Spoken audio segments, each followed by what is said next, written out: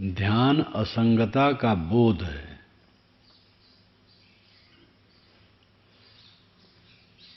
चाहे जितनी भीड़ हमें मिले, चाहे जितने साथी बराती अनुगामी पीछे लगे रहें, लेकिन अपने तन और मन का दुख खुद भोगना है। तन का दुख तो प्रारब्ध कृत है, मन का दुख बंधन है। तन का दुख भी सब प्रारब्ध कृत नहीं होता है, अपने दुरुपयोग का परिणाम होता है। लेकिन शरीर में ऐसे कुछ दुख आते हैं जिसका प्रत्यक्ष कारण का पता नहीं लगता है। वर्तमान में ऐसा कुछ नहीं लगता है कि इसमें हमने कोई असावधानी की है। ऐसे दुख को हम प्रारब्ध कृत मानते हैं, पूर्व जन्मों के कर्म फल। शरीर में अधिकतम दुख आज के दुरुपयोग से होते हैं। खान पान, रहन सहन, आचार विचार, श्रम, ये सब में संतुलन न होने से शरीर में श्रम भी चाहिए। श्रम अगर नहीं रहेगा, खान पान में संतुलन भी रहेगा और श्रम नहीं रहेगा शरीर में, तो तकलीफ होगी। शरीर में श्रम चाहिए। श्रम करने का अवसर जिसे न हो, उसे व्यायाम, भ्रमण, ये सब की जरूरत है, जिससे कि श्रम शरीर में हो जाए। और खान पान का संयम, आचार विचार का संयम, इंद्रियों की उत्तेजना से बचना,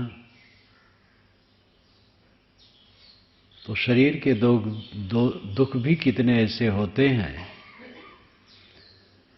जो आज के बनाए हैं। अधिकतम दुख आज के बनाए हैं। मन का दुख ये बंधन है। मन का दुख है मोह। मोह से दुख उत्पन्न होता है। मोह मिट जाने पर दुख नाम की चीज मन की नहीं रह जाती।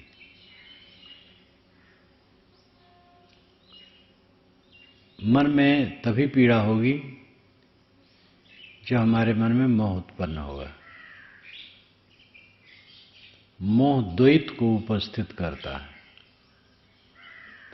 मोह त्याग देने पर अद्वैत हो जाता, अकेला। पारक सिद्धांत अद्वैत ही मानता है।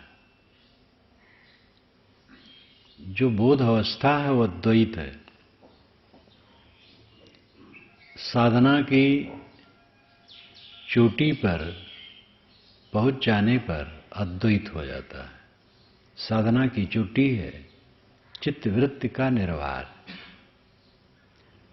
मन तो जीवन भर रहता है,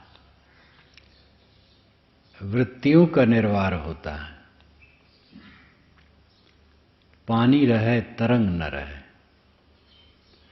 तो पानी में तो तरंग स्वभाव से आती है। पानी का स्वभाव है तरंग। लेकिन मन में जो तरंग आती है वो अपने अविवेक से आती, मान्यता से आती है। हवा स्वभाव से चलती है। आदमी स्वभाव से नहीं चलता है, विचार के चलता है। बच्चे खेल रहे हैं सड़क में, बवंडर आएगा, बच्चे को रौंद देगा, वो गिर पड़ेंगे, बवंडर निकल जाएगा। स्वभाव से बवंडर आया, उसमें कुछ सोच विचार नहीं है। लेकिन एक कुत्ता अगर उधर से दौड़ता जा रहा है तो बच्चों को बचा करके दाएं बाएं से निकल जाएगा, क्योंकि वो समझ करके दौड़ता है। विचार करके दौड़ता है।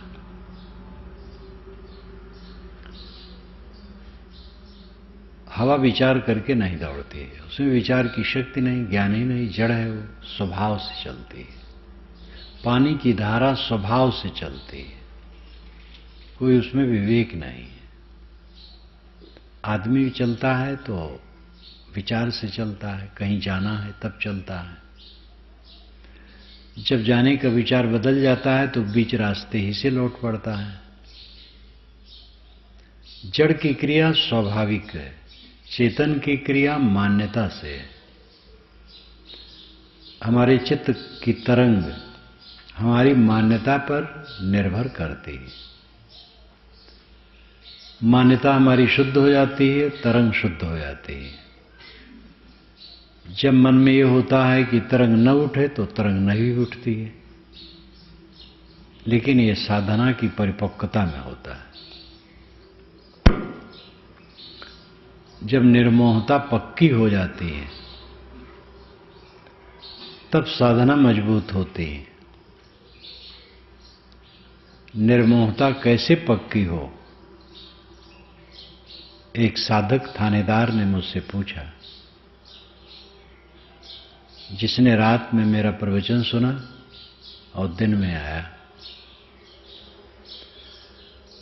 जब मेरे पास पहुंचा तो उसने कहा कि मैं जांच में गया था इसलिए इस ड्रेस में हूं, आपको अटपटा लगे तो मैं इसको उतार दूं। मैंने कहा नहीं, आप पहने रहे। उनके लिए मैंने कुर्सी भी मंगवा दी, क्योंकि वो नीचे बैठने में परेशान हो रहे थे, सूट में थे। मैंने कहा आप जो पूछना चाहे पूछें। उनका पहला प्रश्न था, निर्मोहता कैसे पक्की हो? थानेदार भी ऐसा होता है। मनुष्य तो है, कहीं भी कोई हो, कोई विवेकी हो सकता है। मैंने कहा निर्मोहता पक्की होगी तत्व विवेक से। तत्व विवेक जो जैसे है उसको वैसे समझने से निर्मोहता पक्की होगी। मेरी गोद में मेरा प्यारा पुत्र है,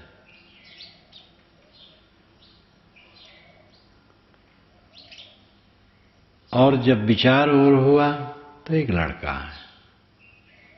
थोड़ा और विचार हुआ तो मांस का लौंदा है। थोड़ा और विचार हुआ तो मिट्टी का पिंड है। थोड़ा और विचार हुआ तो कणों का प्रवाह है।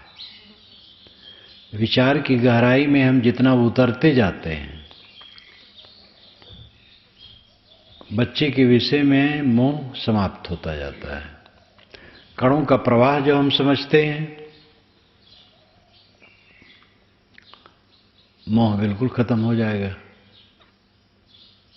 अंतिम स्थिति को देखने से मोह अपने आप समाप्त हो जाता है। जीवन भर चाहे जितनी गहमागहमी रहे, एक दिन वह आना है जब हमारा शरीर पड़ा रहेगा जमीन पर, और ये होगा कि अब छूटने वाला है, और छूट भी जाएगा। लोग कहेंगे शरीर छूट गया। ये आना पक्का है। जीवन भर की गहमागहमी का क्या मूल्य रहा? बहुत पैसे हमने गिने, खूब तह तह करके रखे, बैंक में भी जमा किए, बहुत प्रेमी नेमी मिले, बहुत कुछ हुआ, लेकिन अंत में क्या रहा? अंत में कहीं कुछ नहीं रहा, शून्य। इस विचार में जो रहेगा उसका मन निर्मोह होगा। अंत को देखने से निर्मोहता आती है।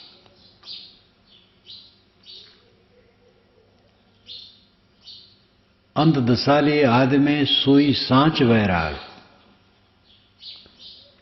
सो सुखिया त्योलोक में जाको निश्चय त्याग। ये सद्गुरु पूर्ण ने कहा है। अंध दशा को आदि में ले लेने से सच्चा वैराग्य होता है। वैराग मन की अवस्था है। सबको वैराग की जरूरत है, सबको, स्त्री पुरुष गृहस्थ विरक्त, सबको वैराग की जरूरत है। निर्मोहता, मन रहता है, तरंग समाप्त हो जाती है, ये समाधि है। समाधि में कोई सुसुप्ति नहीं रहती है। जो लोग कहते हैं, कुछ लोग हमसे बड़े विधान पूर्वक समय समय से कहते हैं कि साहब ध्यान में बैठता हूं, सब भूल जाता हूं, फिर आगे पीछे गाड़ी घोड़ा हो, हल्ला हो, मुझे कुछ पता नहीं लगता। तो इसका मतलब है वो सो जाते हैं। ध्यान है पूरा जागृत रहना और मन की तरंग से रहित रहना, मन शांत रहना। बीच में कुछ ख्याल आया, छोड़ दिया। लंबे लंबे समय तो को एकदम शांत रहेगा। जब विवेक की शक्ति बलवान हो जाती है, निर्मोहता पक्की हो जाती है, तो मन चलने का कोई अवसर नहीं रहता। कहां मन चले? चारों तरफ क्या है? कूड़ा कबाड़ के अलावा। जहां तक हमारे चित्त में आकर्षण होता है, अविवेक का फल है। जिसमें हमारा आकर्षण होता है, 4 दिन में वो कुछ नहीं लगता है। मोही आदमी को भी इसका अनुभव होता है, तत्काल अनुभव होता है। जिसमें वो आकर्षित हुआ, थोड़े क्षण में उससे विकर्षित होता है, घृणा होती। एक सज्जन ने कहा,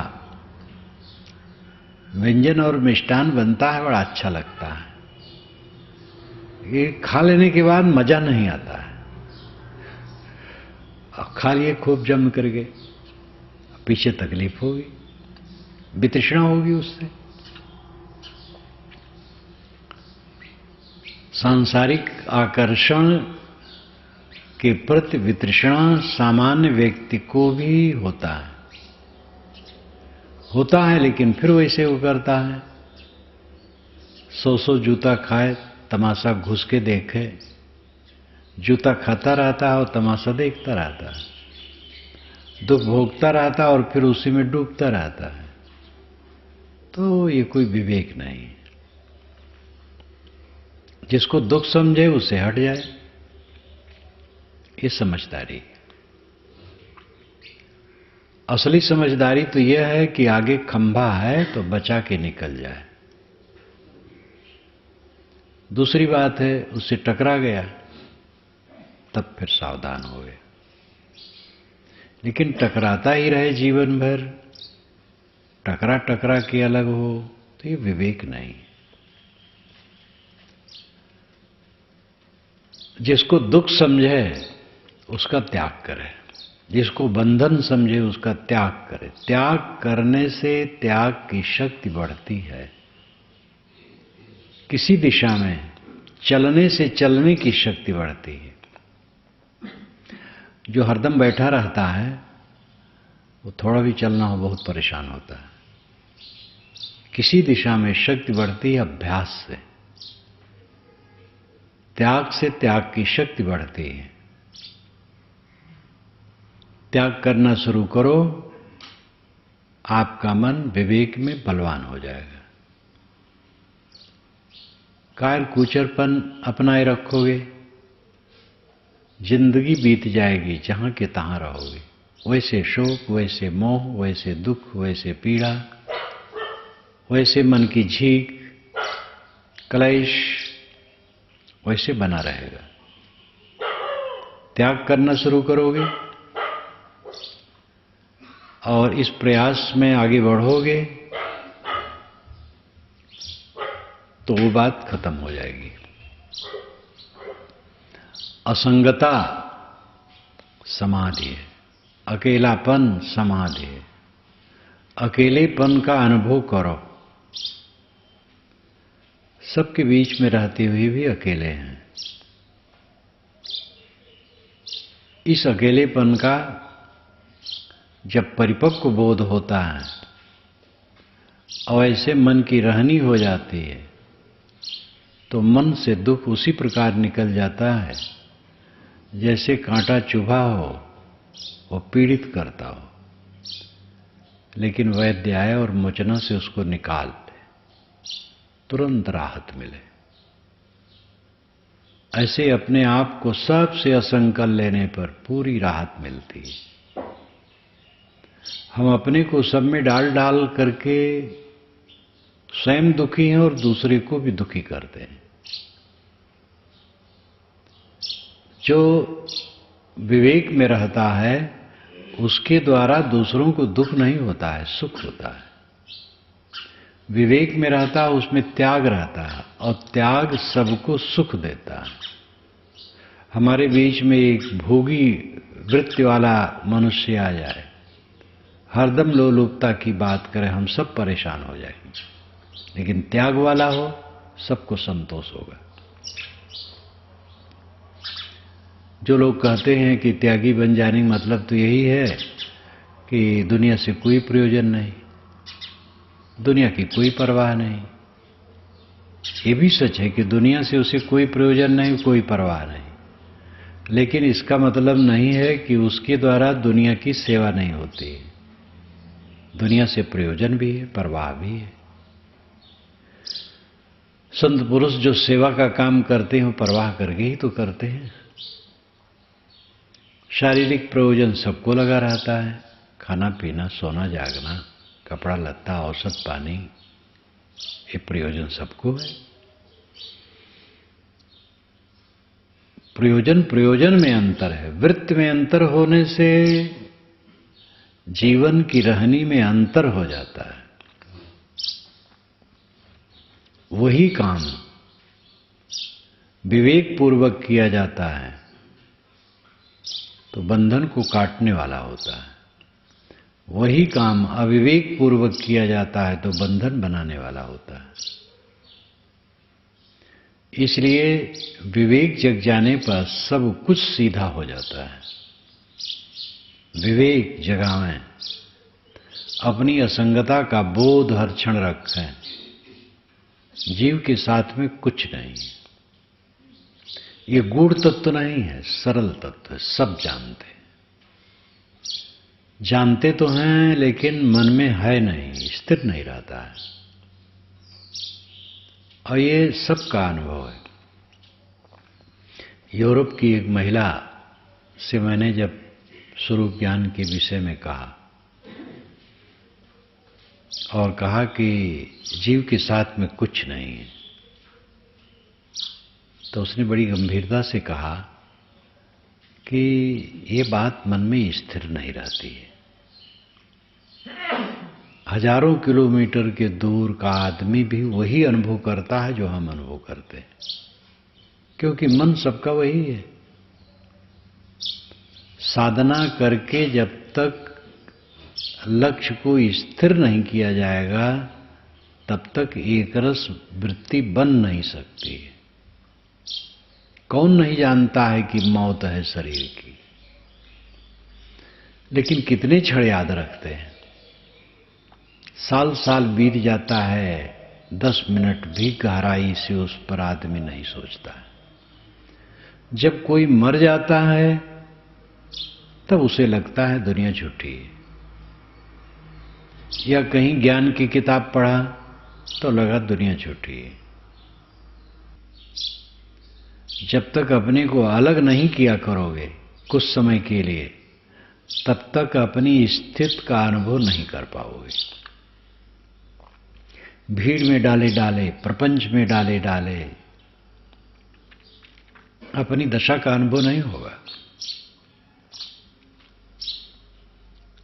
जब अपने को अलग रख करके समय समय से अपनी वास्तविकता का बोध रखा जाएगा तो ये अभ्यास बन जाएगा। तो लोगों के बीच में रहते हुए भी वो वृत्ति बनी रहेगी। परहेजगारी बहुत जरूरी है। बिला जरूरत रूप न देखो। टीबी आजकल भयंकर रोग है। और उसमें काम की चीज तो कम, बेकाम की चीज ज्यादा। काम की चीज कोई देख ले, ज्ञान की बात कोई आती हो, थोड़ा मोड़ा देख ले। टीवी के सामने लोग बैठे रहते हैं, उसमें जो कुछ आता है बकवास सब देखते चले जाते हैं, दिमाग खराब करते चले जाते हैं, दिमाग में भरते चले जाते हैं। वैसे ही पूरा संसार भयंकर टीवी है और इस संसार का अध्यास वैसे जमा है। अब एक यंत्र से भी और भर रहे हो चित्त में। जब सोने का समय है, ध्यान का समय है, चिंतन मनन का समय है, तो टीवी में खराब कर रहे हो। टीवी जब से आया है तब से सोने का समय और बढ़ गया है। जो लोग 10 बजे सोते थे 12 बजे सोते, जो 11 बजे सोते वो 2 बजे सोते, 3-3 बजे तक लोग जागते हैं, तब सोते हैं तो 9 बजे तक सोते हैं।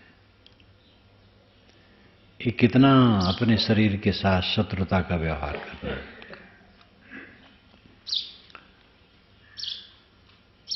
टीवी से बचो जितना बन सके। कोई ज्ञान की बात हो, कहीं कुछ कल्याण की बात हो, देख लो थोड़ा मोड़ा। टीवी से बचो, टीवी में समय बर्बाद न करो, व्यर्थ वार्ता से बचो, राजनीतिक वार्ता से बचो। लोग बैठेंगे, राजनीति की बात शुरू कर देंगे, न उसमें लेना न देना, न कुछ करना न धरना, लेकिन उसी में उलझे रहेंगे। परहेज की जरूरत है, बिला वजह की बात न बोलो, निरर्थक रूपों को न देखो, निरर्थक गंध न ग्रहण करो, निरर्थक स्पर्श न करो, अपने शरीर के अंगों का निरर्थक स्पर्श न करो, संवेदनशील अंगों का तो बिल्कुल स्पर्श न करो। केवल धोने के लिए, साफ करने के लिए स्पर्श करो, बाकी स्पर्श न करो। निरर्थक न बोलो, निरर्थक न सुनो। पांचों ज्ञानेंद्रियों के प्रपंच को संभालो। देखो थोड़ी देर में दिव्य स्थित हो जाएगी। जो कमाई करता है उसको धन मिलता है। बचपन में मैंने हेड़ा स्कूल देखा, प्रौढ़ शिक्षा, प्रौढ़ लोगों को शिक्षा, पहले हेड़ा स्कूल कहा जाता था। अंग्रेज गवर्नमेंट के जमाने में भी हेड़ा स्कूल, जो परिपक्व हैं उनके लिए स्कूल। तो अध्यापक आते थे, कई लालटेनें जल जाती थी, गांव के लोग इकट्ठे हो जाते थे, वो पढ़ाते थे। और उनमें पढ़ाए तो 25-50 को। कुछ दिन के बाद मैंने देखा 1-2 को जो लगनशील थे, और 1 को मैंने ज्यादा देखा। वो एकदम अक्षर नहीं जानता था और 35-40 वर्ष की उम्र वाला रहा होगा। वो भी उसी में पढ़ा और फिर हेड़ा स्कूल तो कुछ समय के लिए होता, वो खत्म हो गया और स्वयं पढ़ता रहा। फिर उसी आधार पर वो धर्म ग्रंथ पढ़ने लगा और देखा कि वो धर्म ग्रंथ ठीक से अब पढ़ रहा है, बाकी लोग जहां के तहां। तो लगन के बिना कुछ नहीं होता है। विद्यार्थी जीवन है तो जम करके पढ़ना चाहिए। किसानी जीवन है तो किसानी में गोबर माटी ठंडी गर्मी से जो डरेगा वो किसानी कर पाएगा। व्यापार में जम करके काम करना चाहिए। कहीं सर्विस है, चुस्ती से टाइम तक काम करो। साधु अपनी साधना का काम करे, और साधना का काम तो सबको ही करना है। किसी दिशा में निरंतर परिश्रम के बिना सफलता नहीं होती, और उसके मूल में है लगन। बिना लगन के निरंतर श्रम नहीं हो सकता है। बिन शौक फकीरी मिट्टी है, ये कहावत है। फकीरी भी बिना शौक के मिट्टी है। फकीरी का शौक होना चाहिए, तब फकीरी अच्छी बनती है। हर समय अपने को असंग बनाने के विचार में साधक को रहना चाहिए। अपनी असंगता का बोध होना चाहिए। जीव अकेला है और अपने को अकेला कर लेना ध्यान की उच्चतम अवस्था है। दृष्टि योग, स्वर योग, नाद योग, बिंद योग, साकार योग, अनेक प्रकार से साधनाएं हैं मन को ठहराने के लिए। बंद आंखों में जो दिखाई दिया उसी में मन ठहराया, दृष्टि योग है। सांस पर मन ठहराया, स्वर योग है। सांस पर मन ठहराने का मतलब है कि सांस का ही ख्याल रखना और कुछ ख्याल न रखना। बिंदु पर एक चमकता हुआ बिंदु की कल्पना कर ली, उसमें मन ठहराया, बिंदु योग है। अंदर में नाद होता है और कान बंद करने पर वो सुनाई देता है, और जिसका अभ्यास रहता है उसको बिना कान बंद किए सुनाई देता है। नाद जोगी कितने होते हैं तो जीवन भर नादे सुनते रहते हैं, नाद को ब्रह्म मानते हैं। ये भी भटकाव है। वो तो आरंभिक साधना में चित्त चंचल है, कहीं स्थिर करना चाहिए, तो ये सब स्थूल स्थूल साधन है। दोनों कानों में उंगली डाल ली, अंदर की गनगनाहट सुनने लगे, बाहर की बातें भूल गए। इस प्रकार अपने मन को प्रपंच से हटाने का ये साधन है, अंतिम लक्ष्य नहीं है। नाद ब्रह्म नहीं है, नाद तो ध्वनि है, शब्द है, विषय। 5 विषयों में एक विषय। साकार योग, किसी महापुरुष संत पुरुष का चित्र मन में ले लिया, उसमें मन ठहराया। तो ये सब साधनाएं आरंभिक चित्त को स्थिर करने के लिए। अंतिम साधना है सारे विचारों को छोड़ना। नदी के तट पर व्यक्ति बैठा है, नदी की तरंगमालाओं को देखता है, बहता नहीं, केवल देखता है। तो ऐसे संकल्पों को केवल देखना, उदासीन होकर, बहना नहीं। और जितना उदासीन होगे संकल्प शांत होंगे। संकल्प आते भी रहें और उदास होके देखो तो चित्त का भार घट जाएगा। कोई भी अनुभव करके देख सकता है। संकल्प आते हैं, ठीक है, आने दो, लेकिन संकल्पों में मिलो मत। जब किसी संकल्प में किसी याद में मिल गए तो अब उसी में बहने लगे, तब दिमाग बोझिल होगा।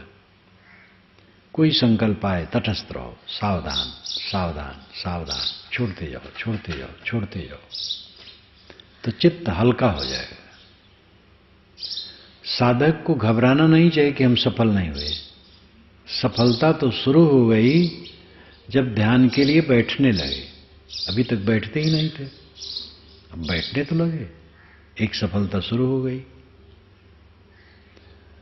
और फिर चित्त को देखते हो तो कुछ समय के लिए तो सही दशा आ जाती है, सफलता हुई। ऐसे सफलता बढ़ती है। कमाने कबूतर खमाने खरगोश बच्चे पढ़ते पढ़ते ही विद्वान होते, लेक्चरर प्रोफेसर होते हैं, प्रवक्ता होते हैं। इसलिए सफलता तो स्मरण करते ही, साधना का स्मरण करते ही सफलता शुरू हो जाती है। किसी को हरायला नहीं होना चाहिए। मन परेशान कर रहा है, घबराओ मत। उसको किसने बिगाड़ा है? मैंने ही बिगाड़ा है। राग रंग करके, मोह बनाकर, आसक्ति बनाकर, एक कूड़ा कचड़ा संसार जिसको हम भोग कहते हैं, पूरा कूड़ा कचड़ा है। सबसे बड़ा भोग काम भोग माना है, जो भयंकर कूड़ा कचरा है और जिसके परिणाम में केवल पश्चाताप है, मलिनता है।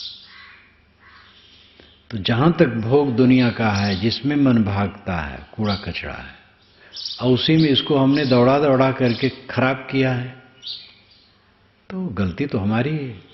मन का हम दोष देते हैं। मन को हमने गड़बड़ाया है और हमें ही मन को कायदे में लाना है। पारक सिद्धांत कहीं भी आधार नहीं लेता है कि किसी ने हमारा नुकसान किया और कोई फायदा कर देगा, न तो किसी पर ऑब्जेक्शन और न किसी के लिए आशा कि हमारा कोई कर देगा। पारखी संत भक्त ये जानते हैं कि गुरु की कृपा तो अनंत है। उनकी कृपा न होती, वो न मिले होते, संत न मिले होते, सज्जन न मिले होते, ये दृष्टि ही न मिली होती, तो कुछ न होता। तो संत सज्जन और गुरु की कृपा तो अनंत है, उसके बिना कुछ नहीं हो सकता है। परंतु उनकी कृपा की एक सीमा है, वे बता देंगे, रास्ता दिखा देंगे। उनके वचन से और उनके पवित्र आचरण और पवित्र रहनी से उत्प्रेरित होकर के हमें स्वयं काम करना होगा। पारक सिद्धांत से हट करके मैं देखता हूं अच्छे अच्छे ज्ञानी आत्मज्ञान की बात करते करते फिर सहारा लेते हैं, भूल जाते हैं। इस पर मुझे याद आती है एक घटना। मैं यहाँ छत्तीसगढ़ के ही कार्यक्रम में था, 12-14 वर्ष हो गए होंगे।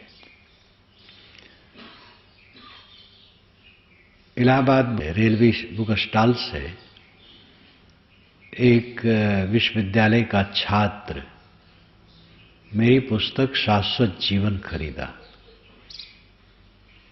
तो ले गया, अपने पितामह को दिया। उनके पितामह दंडी स्वामी थे, तो उन्होंने उसको पढ़ा, बहुत प्रभावित हुए। स्थान पर आए मेरी खोज में, तो लोगों ने बताया कि अमुक तारीख को आएंगे।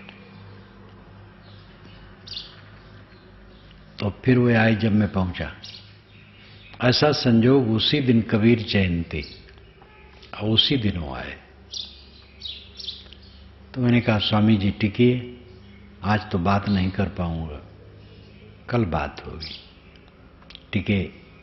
दंडी स्वामी लोग बहुत ब्राह्मणवादी होते हैं, तो कबीर विचार गोष्ठी में कबीर के विषय में कहने में जो लोग बैठते थे, सबके वचन से वर्ण व्यवस्था खंडन तो हो ही जाता था। जात पात का खंडन, छुआछूत का खंडन। मैंने भी खूब कहा, वो सभा में बैठे रहे, सुनते रहे। भोजन करके आए थे। मैंने कहा भोजन? तो उन्होंने मुस्कुरा के कहा, हम लोग तो ऐसे हैं कि ब्राह्मण का बनाया खाते, लेकिन यहां तो मैं देखता हूं सब ब्राह्मण है। इतनी पवित्रता तो मैंने कहीं नहीं देखी। तो इसलिए भोजन करने में मुझे ऐतराज नहीं है, किंतु आज भोजन नहीं करूंगा, कल करूंगा। तो फल दिया गया शाम को। दूसरे दिन जब ध्यान के बाद बैठे मेरे पास, तो जब मैं बोलने लगा, वह आंख मूंद के सुनते रहे। जब बोलना बंद किया तो उन्होंने कहा, हाँ जब भगवान की कृपा हो। हम कहे कौन भगवान की कृपा? आत्मा ही तो भगवान है। कि हाँ खैर आत्मा ही परमात्मा। वेदांती थे वो, तो वेदांत में तो ही माना जाता मैं ब्रह्म हूं। स्वामी शंकर बारंबार प्रत्येक भिन्न प्रत्येक भिन्न प्रत्येक भिन्न कहते हैं। प्रत्येक भिन्न में विश्वास होने से कल्याण होगा। तो प्रत्येक भिन्न का पदच्छेद करने पर होता है प्रत्येक अभिन्न।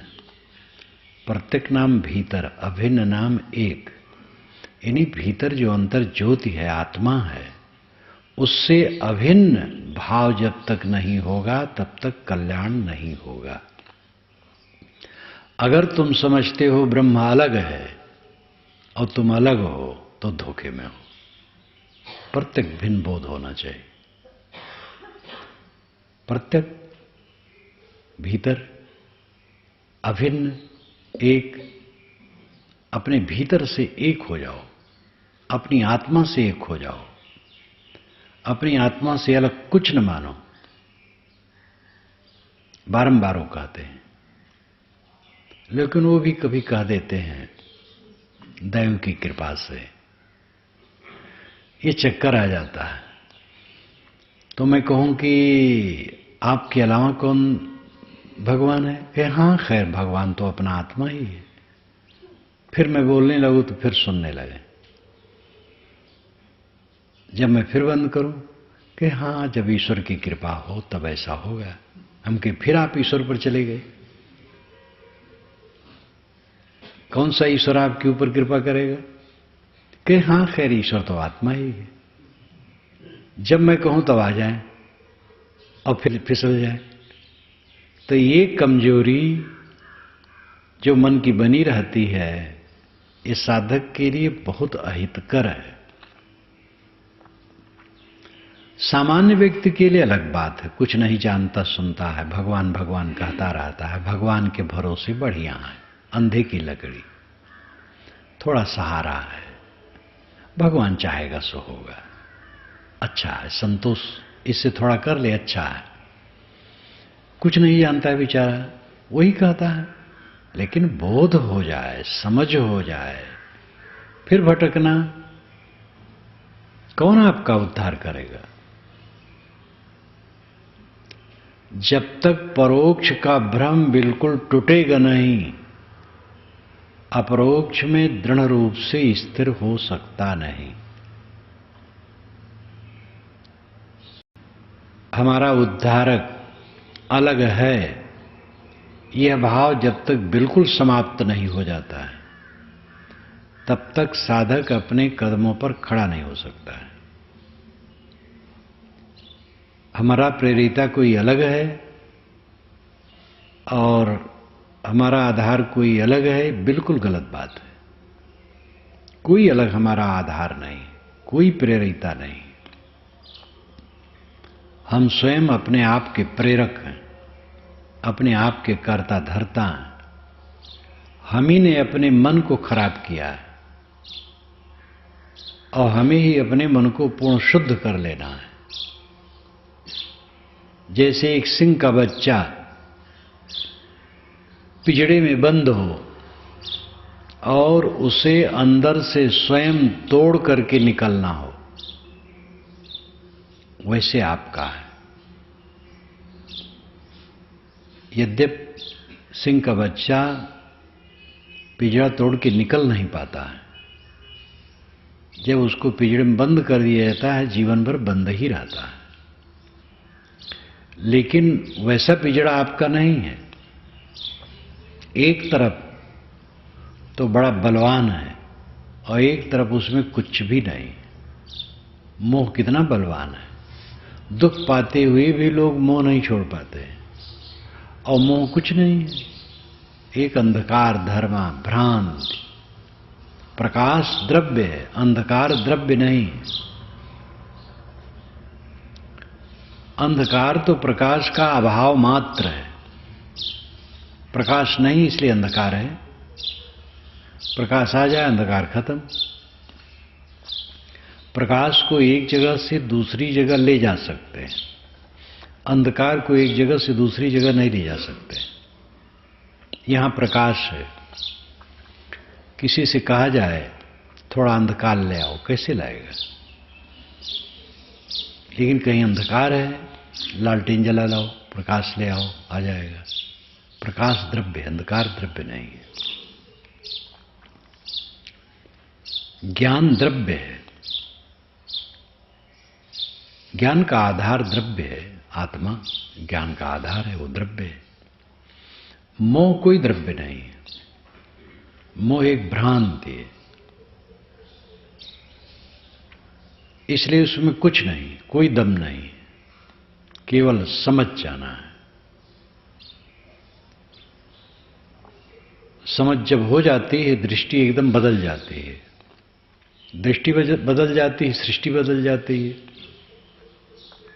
झटके में किसी की दृष्टि बदलती, उससे आप ज्यादा समझ सकते हैं। जैसी कहावत है कि गोस्वामी जी अपनी पत्नी के प्रति बहुत मोही थे, नैहर चली गई थी और जब रात में पहुंचे उसके पास तो उसको आश्चर्य हो गया। तो कहा कि जितना हमारे चाम में आपको प्रेम है, राम में होता तो आपकी दशा कितनी ऊंची होती।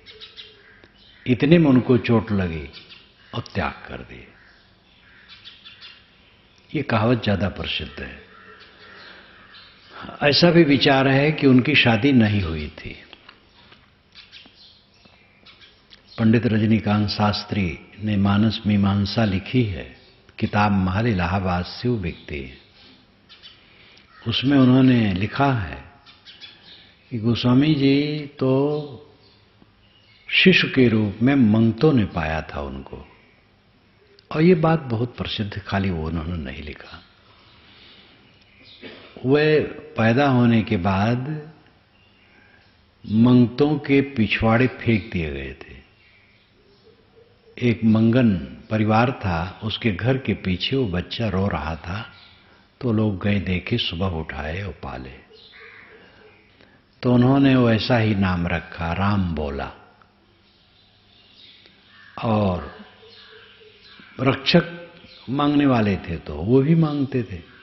मांगते खाते सूकर क्षेत्र में पहुंचे, राम बोला। नरहर जी महाराज वाल्मीकि रामायण की कथा कह रहे थे। सूकर क्षेत्र गोंडा जिला में पड़ता है, जो अयोध्या से उत्तर है। तो नरहर महाराज जी ने उस बच्चे को देखा, मेधावी, संस्कारी। उन्होंने उसको साथ लिया। वो साथ हुआ तो लिया, और फिर वो जो हुए आप जानते हैं, एक महान पुरुष है। तो इसलिए उनकी शादी नहीं हुई थी। शादी का भी कथन बहुत चलता है कि उनकी शादी हुई थी। महापुरुषों के विषय में जहां साफ इतिहास नहीं लिखा गया, वहां ऐसे सब होता है। कबीर साहब के विषय में ऐसे ही चलता है बवंडर। और हम लोग तो उसके विषय में पूरा निर्भ्रांत है कि वो विरक्त थे, जीवन से ही विरक्त थे, पूरा जीवन। भरतेर जी महाराज के लिए तो एक ही विचार है। वो राजा थे और अपनी पिंगला नाम की पत्नी में अत्यंत आसक्त थे, व्यामोहित थे।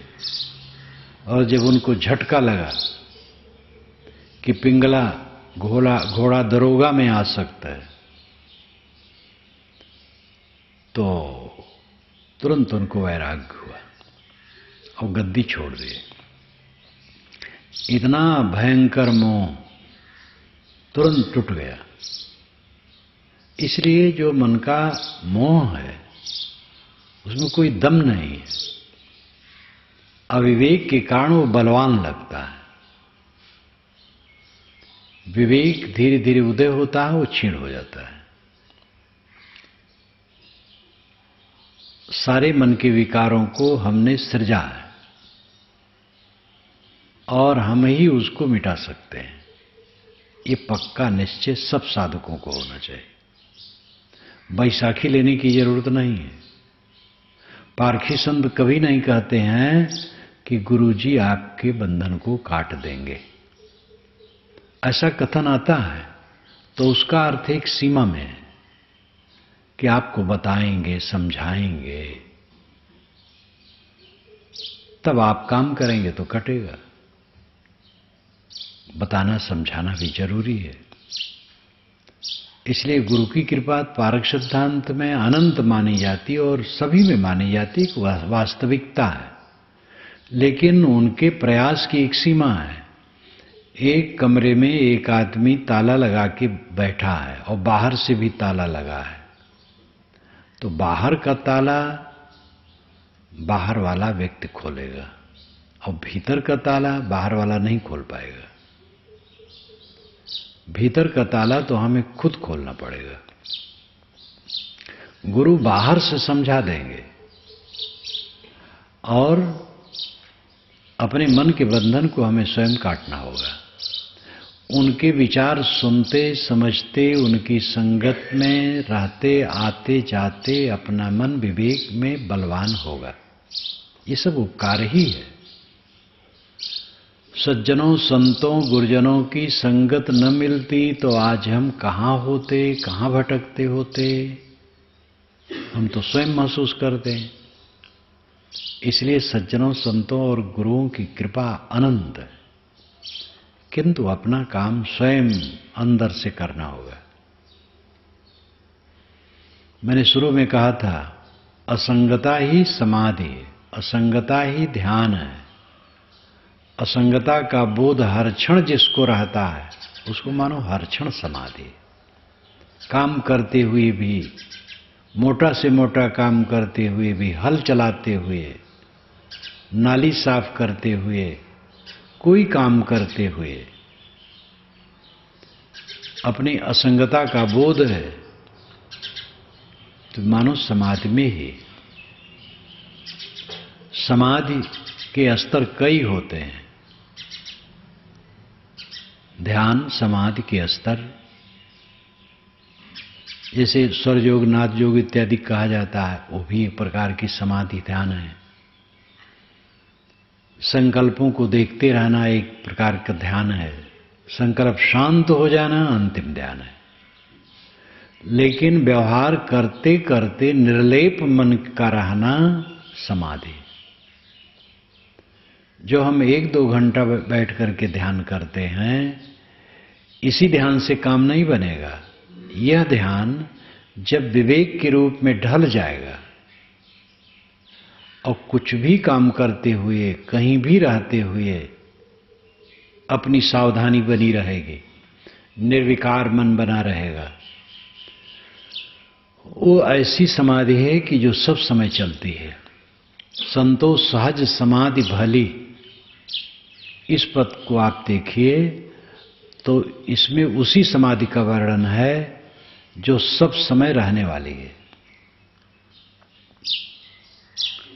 इसमें व्यवहारिक काल की समाधि है। आंख न मोदो, कान न रोधो, काया कष्ट न धारो, खुले नयन हंसी हंस पहचानो, सुंदर रूप निहारो। जहाँ जहाँ डोलो सो परिक्रमा, जो कुछ करो सो पूजा, जब सो तब करो दंडवत भाव मिटाओ दूजा। आंख न मूदो, कान न रोधो, काया कष्ट न धारो, खुले नयन हंसी हंस पहचानो, सुंदर रूप निहारो।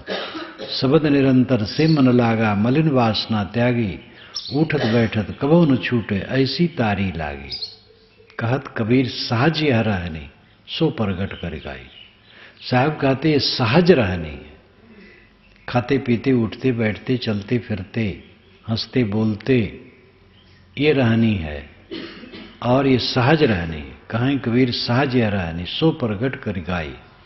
सुख दुख से कोई परे, परम पद सो पद है सुखदाई। तो ये जो सहज समाधि भली में वर्णन है, ये व्यवहारिक सहज समाधि है और यही अस्थाई है। कुछ समय की समाधि जरूरी है, अकेले में बैठ करके करना, उसमें पावर चार्जिंग होगी, शक्ति बढ़ेगी आपकी, और बिल्कुल स्थिरता तो उसी में ही होगी।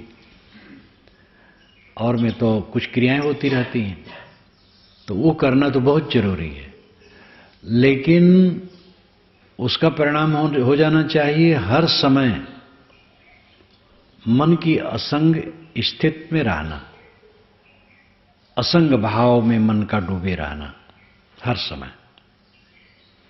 ये सफलता है। शरीर जब छूटेगा तब क्या दशा होगी कोई नहीं जानता है। कहीं धक्के उक्के में छूटेगा, ट्रेन में, बस में, सड़क पर, कि घर में, कि बाथरूम में, कुछ पता नहीं। हम आंख मूंद करके पलथी मार करके ध्यान में बैठेंगे तब शरीर छूटेगा, कि भीड़ में रहते रहते छूट जाएगा। क्या पता है? इसलिए सब समय समाधि जिसकी है वो कृतार्थ है। अपने मन को जो संभाल लेता है और ये बोध निरंतर बना रहता है कि आत्मा असंग है, यानी मैं असंग हूं, चाहे जितनी भीड़ मिले सब छट जाएगी, चाहे जितनी गहमा गहमी जीवन में हो, शून्य स्थिति में पहुंचना है, सारी गहमा गहमी शून्य। उस स्थिति को देखने वाला साधक कहीं व्यामोहित नहीं होता है, उसके द्वारा पाप होना तो दूर है, कोई चंचलता नहीं होती है। ये एक रस रहनी है, असंगता का बोध। इस बोध में जीना सहज समाधि।